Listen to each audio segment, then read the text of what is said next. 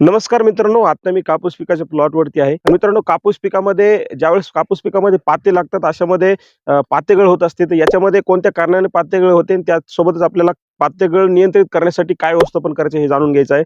त्याच्यामध्ये जी कारणं आहेत का पातेगळीची, त्याच्यामध्ये सर्वात महत्त्वाचं म्हणजे एक्सेस युरियाचा वापर. त्यासोबतच मित्रांनो फॉस्फरस आणि पोटॅशची कमतरता, त्यानंतर कॅल्शियम आणि बोरॉनची कमतरता. आणि मित्रांनो, जर आपल्या प्लॉटमध्ये जर पाणी साचून राहत असेल तर त्या कारणाने सुद्धा पातेगळ होऊ शकते.